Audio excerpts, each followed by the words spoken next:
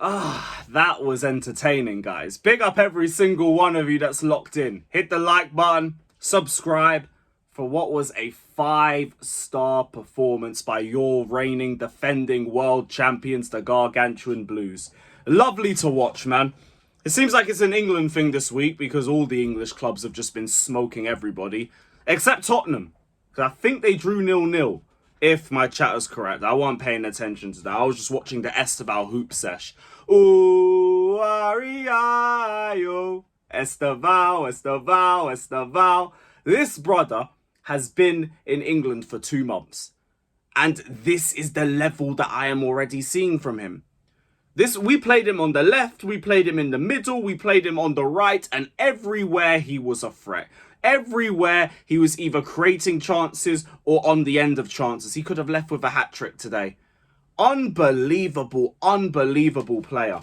And the more confident that he gets, the more you see the flair start to show up. The more you see him trying things and getting very close to properly refining the end product. Brother nearly scored an overhead, nearly went round the keeper, nearly beat him one-on-one. But when he's on the ball, he is a fucking threat. On that right-hand side, he was causing all sorts of problems, especially in that first half. Ajax made it easy for us, I will say that. Like, my expectations of Ajax were low, but goodness me. Yo, I see why these men hate Heitinga. He took off all their creativity as soon as they got the red card. And Ajax never really looked like they were trying to do anything except defend and just pray for their lives. And then in the second half, they matched us for lack of urgency. Like, the second half just, like, flew by because both teams were just trying to go as slowly as possible. And I'll be so real, I love halves like that because it means Chelsea are in control and we're just taking our foot off the gas pedal because we don't need to be playing at 100%. We don't need to be playing at a crazy intensity. This game looks so much like a Conference League game. And I like that regardless of the opposition, we're making Champions League games look like Conference League games. We're still showing that we can be a threat on set pieces. We're still creating a ton of chances. Because these men were sat back in a low block and it still didn't mean nothing to us. We were still breaking them down. And that was in spite of us making a lot of changes and rotations in the second half. The first half was just a straight unfair lineup. I did not expect us to be starting both Caicedo and Enzo with these lot. But it made sense the way we set up. Weghorst's on the pitch, so you need Tosin because it's a physical forward.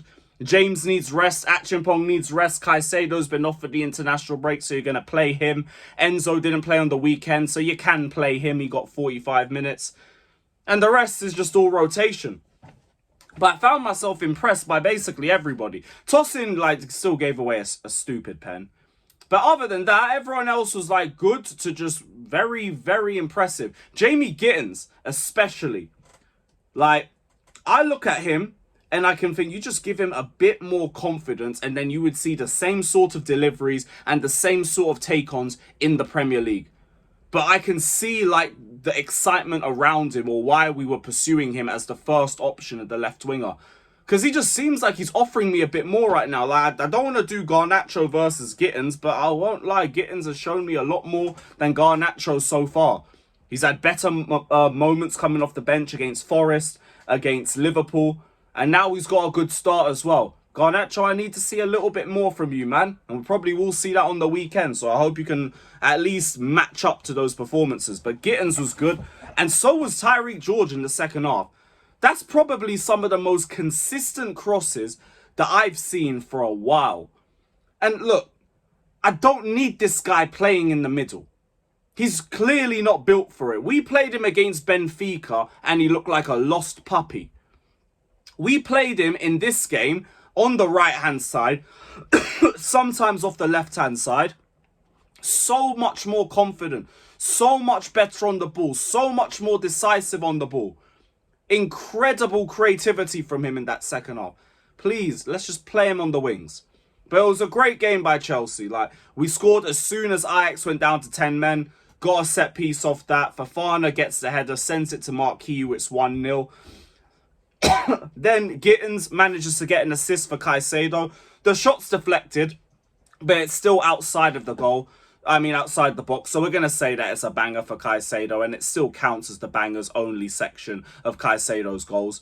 Then we got a string of penalties. He went from being our youngest ever UCL goal scorer to Estevao within the space of 20 minutes. And then Enzo bagged the first one and gave him the penalty for the second, which is a nice little example of how far we've gone. Because you all remember the Madueke and Jackson moments. Like, I'm glad that we've put that in the back burner. We get to half time. We're 4-1 up. We take our foot off the gas pedal. Relax. They're not even trying to attack us. They just want to concede as little as possible because they're already rock bottom in the Champions League. And that goal difference is looking stinky. So all we really did was just make chances based off the space that we could find within their final third of the pitch. And we still had a lot of good moments. Chalobah came on, had some really good passes. Estevao with the little flicks and tricks was just causing all sorts of havoc towards that back line. Gittens cooking. Tyreek George cooking. Just didn't get the ball in the back of the net. Like, we had an opportunity to probably leave that game with 8 or 9. But I don't find myself complaining about it because just watching that game alone, the influence Estevao is going to have on this squad within a year or two's time is going to be fucking incredible. And I cannot wait. I cannot wait. But overall, I'm very happy with that performance. We keep ourselves winning. We keep the form up. Like I said, we have a very winnable run of games coming up. And we need to take advantage of every single one. And we're doing that. Fofana, I just hope you're fit. Because you looked a little bit leggy towards the end of the match. Seemed like he was asking Maresca to come off potentially. Hopefully he's good. You know, with Fofana, we get a little bit worried every time he even pulls up with anything based off his injury record. But that, I think he had a good performance. Based on everything before that point, I thought he looked like he was fully back to fitness. This brother was leaping everywhere, beefing with Weghorst on the aerial drills, and then landing on one knee and still being able to play his game usually. Like, he looks very good. Looked very good in that game. And like, you didn't really get threatened too much from an attacking perspective. So it was more just about keeping things ticking. And he was making the right passes, carrying the ball when he needed to carry the ball. All in all, good performance. Good performance. And we handled Ajax the way we were meant to handle them. It's a shame it had to be them. Shout out Ajax. We had all 4 grounds singing Three Little Birds in the second half. That was a nice little moment. And hopefully the club improves. Because like, they're in a really bad patch right now. And you could see the Ajax fans have had enough. They were turning on Heitinga within 10-15 minutes. Feels like the Poch era, looking back at that. Thankfully, we're away from that. Because it's day 101 of the 1,461-day reign as your world champions. And with that, we are out. Big up to every single one of you that's locked in. Hit the like button. Subscribe. Let us know your thoughts down in the comment section below. And as always, up the Chelsea.